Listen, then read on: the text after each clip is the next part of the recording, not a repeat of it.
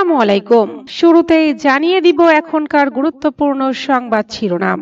আওয়ামী লীগের বিরুদ্ধে সিদ্ধান্ত পূর্ণ বিবেচনার আহ্বান জানিয়ে প্রধান উপদেষ্টাকে ৫ মার্কিন আইন প্রণেতার চিঠি।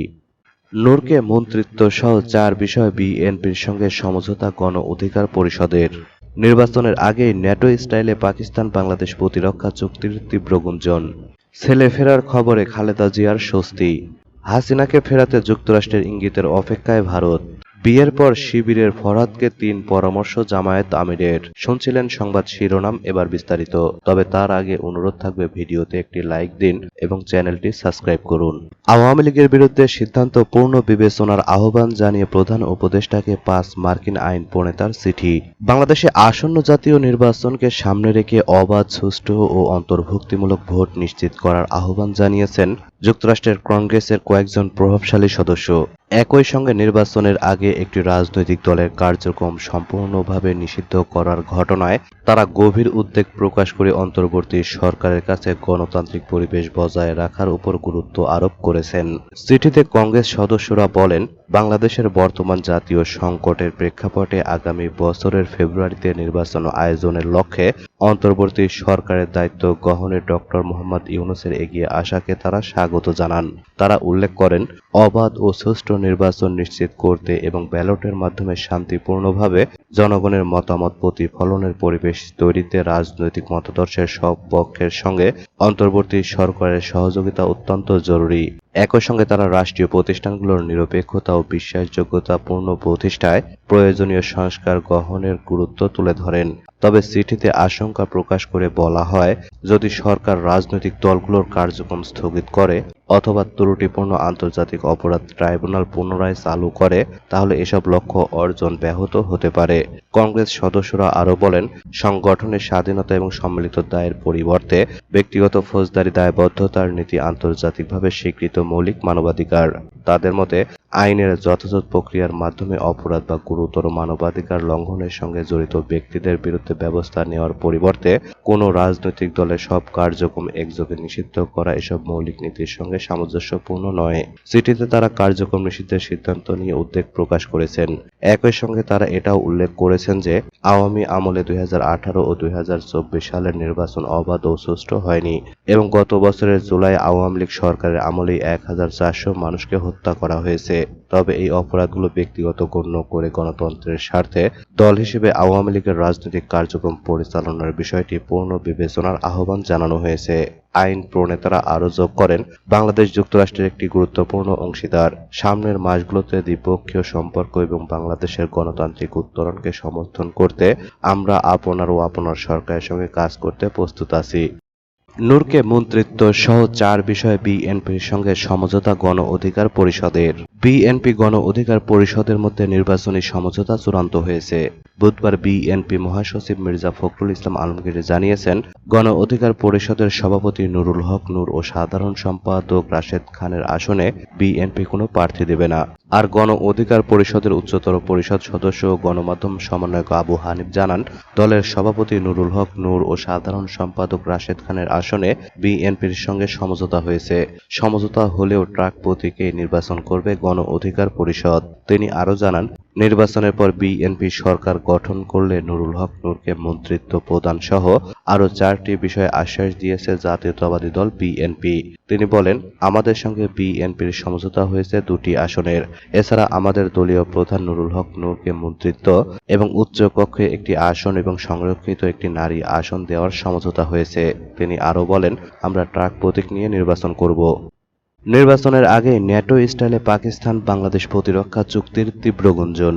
আগামী নির্বাচনের আগেই ভারতের দিকে নজর রেখে সৌদি আরবের ন্যাটো স্টাইলে পাকিস্তান বাংলাদেশ একটি প্রতিরক্ষা চুক্তি স্বাক্ষর করতে পারে, এমন গুঞ্জন তীব্র হয়েছে বলে দাবি করেছে ইন্ডিয়া টুডে। ভারতীয় গণমাধ্যমটির প্রতিবেদনে বলা হয়, সাম্প্রতিক মাসগুলোতে আইএসআই প্রধান সহ পাকিস্তানের শীর্ষ সামরিক কর্মকর্তারা ঘন ঘন বাংলাদেশ সফর করছেন। ডক্টর মোহাম্মদ ইউনূসের অনুকূল সরকারের অধীনে নির্বাচনের আগেই পাকিস্তান এই প্রতিরক্ষা চুক্তিটি স্বাক্ষর করতে আগ্রহী। প্রতিবেদনে বলা হয়, বিগত কয়েক মাসে পাকিস্তানের বেশ কয়েকজন উচ্চ পদস্থ প্রতিরক্ষা কর্মকর্তা একের পর এক ঢাকা সফর করেছেন। পাকিস্তানের জয়েন্ট চিফ অব স্টাফের চেয়ারম্যান এবং নৌবাহিনী প্রধান থেকে শুরু করে আইএসআই প্রধান লেফটেন্যান্ট জেনারেল আসিম মালিক সবাই এখন ঢাকার দিকে ঝুঁকছেন। ডক্টর মোহাম্মদ ইউনূস বাংলাদেশকে দিল্লির প্রভাব থেকে সরিয়ে ইসলামাবাদের দিকে নিয়ে যাচ্ছেন বলেই মনে করা হচ্ছে। তবে এই তৎপরতা কারণহীন নয়। ভারতের সাথে ক্রমবর্ধমান উত্তেজনার মাঝে পাকিস্তান ও বাংলাদেশ এখন একটি প্রতিরক্ষা চুক্তির কথা ভাবছে, যা অনেকটা সৌদি আরবের সঙ্গে পাকিস্তানের করা চুক্তির মতো হতে পারে। গত সেপ্টেম্বরে পারমাণবিক শক্তিধর পাকিস্তানের সঙ্গে একটি কৌশলগত পারস্পরিক প্রতিরক্ষা চুক্তি স্বাক্ষর করে সৌদি আরব। তবে যে বিষয়টি সবার নজর কেড়েছে তা হলো এর ভাষা। যে কোনো একটি দেশের উপর আক্রমণ উভয় দেশের উপর আক্রমণ হিসেবে গণ্য হবে। পাকিস্তানে এই চুক্তিটিকে ভারতের বিরুদ্ধে একটি কৌশলগত প্রতিবন্ধক হিসেবে দেখা হচ্ছে। মে মাসে অপারেশন সিন্দুর এর সময় ভারত যে চাপ তৈরি করেছিল তার প্রেক্ষিতে ইসলামাবাদ অনেকটা আত্মরক্ষার পথ খুঁজছিল। গুঞ্জন উঠেছে পাকিস্তান এখন তাদের নতুন মিত্র বাংলাদেশের সাথে একই ধরনের ন্যাটো স্টাইল প্রতিরক্ষা চুক্তি স্বাক্ষর করতে চাচ্ছে। 1971 সালের মুক্তিযুদ্ধের পর এটি হবে এ ধরনের প্রথম কোনো ব্যবস্থা। অথচ এটি একটি ঐতিহাসিক পরিহাস যে সেই একই পাকিস্তানি সেনাবাহিনী 1971 সালে বাঙালিদের উপর গণহত্যা চালিয়েছিল। ইন্ডিয়া টুডে বলছে, প্রস্তাবিত এই চুক্তি নিয়ে জল্পনা এখন তুঙ্গে। আগামী 2 মাসের মধ্যে বাংলাদেশের সাধারণ নির্বাচন হওয়ার কথা রয়েছে। তাই পাকিস্তান চাইছে বর্তমান ইউনূস সরকারের অধীনেই এই চুক্তিটি দ্রুত সম্পূর্ণ করতে। বিভিন্ন সংবাদ মাধ্যমের রিপোর্ট অনুযায়ী দুই দেশ ইতিমধ্যে প্রস্তাবিত চুক্তির খসড়া তৈরির জন্য একটি যৌথ মেকানিজম বা ব্যবস্থা গঠন করেছে। এই চুক্তি স্বাক্ষরিত হলে তা বাংলাদেশ ও পাকিস্তানের মধ্যে আনুষ্ঠানিকভাবে গোয়েন্দা তথ্য বিনিময় এমনকি সামরিক মহড়া আয়োজনের পথ প্রশস্ত করবে। প্রতিবেদনে আরও বলা হয়, তবে এই চুক্তিতে পারমাণবিক সহযোগিতার কোনো বিষয় থাকবে কিনা সে বিষয়ে এখনো কিছু জানা যায়নি। যদি তা অন্তর্ভুক্ত থাকে তবে তা নিঃসন্দেহে ভারতের জন্য একটি গভীর উদ্বেগের কারণ হয়ে দাঁড়াবে। সৌদি আরবের সাথে চুক্তির ক্ষেত্রে পাকিস্তান দাবি করেছিল যে তাদের পারমাণবিক সক্ষমতা রিয়াদের প্রয়োজনে পাওয়া যাবে, যদিও রিয়াদ এ বিষয়ে স্পষ্ট কিছু বলেনি। ইন্ডিয়া টুডে বলছে, বাংলাদেশের সাম্প্রতিক অস্থিরতা এবং শরীফ ওসমান হাদির হত্যার পর সৃষ্ট ভারত বিরোধী মনোভাব পাকিস্তানকে এই প্রতিরক্ষা চুক্তির জন্য একটি শক্ত ক্ষেত্র তৈরি করে দিয়েছে। মঙ্গলবার পাকিস্তানের ক্ষমতাসীন দলের এক নেতা দুই দেশের মধ্যে আনুষ্ঠানিক সামরিক জোটের দাবি জানিয়েছেন, যা এই জল্পনাকে আরও জোরালো করেছে। পাকিস্তান মুসলিম লীগ নেতা কামরান সাইদ উসমানি বলেন, যদি ভারত বাংলাদেশে আক্রমণ করে তবে পাকিস্তান পূর্ণ শক্তি নিয়ে ঢাকার পাশে দাঁড়াবে। যারা বন্দর ও সমুদ্র নিয়ন্ত্রণ করে তারাই বিশ্ব শাসন করে। তিনি যুক্তি দেন যে পাকিস্তান বাংলাদেশ সামরিক অংশীদারিত্ব এই অঞ্চলের শক্তির ভারসাম্য উল্লেখযোগ্যভাবে বদলে দেবে। যদি এমন কোনো চুক্তি আসলেই স্বাক্ষরিত হয় তবে তা ভারতের পূর্ব সীমান্তে একটি বড় নিরাপত্তা চ্যালেঞ্জ হয়ে দাঁড়াতে পারে, বিশেষ করে যদি এতে পারমাণবিক সহযোগিতার কোনো দিক থাকে। ছেলে ফেরার খবরে খালেদা জিয়ার স্বস্তি। তারেক রহমানের দেশে ফেরার খবরে অনেকটা স্বস্তি বোধ করছেন খালেদা জিয়া। ছেলে দেশে ফেরার খবরটি কয়েকদিন আগে বিএনপির চেয়ারপারসনকে জানান তার পুত্রবধূ ডাক্তার জুবাইদা রহমান ও ব্যক্তিগত চিকিৎসক জাহিদ হোসেন। দীর্ঘদিন পর সন্তানের দেশে ফেরার খবরটি খালেদা জিয়ার এভার কেয়ার হাসপাতালের ক্রিটিক্যাল কেয়ার ইউনিটে শুয়েই পেয়েছেন। 1 মাস ধরে তিনি এখানে চিকিৎসাধীন।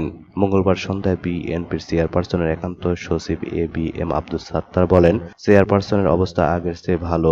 ভারপ্রাপ্ত চেয়ারম্যানের দেশে ফেরার খবরে স্বস্তি বোধ করছেন তিনি।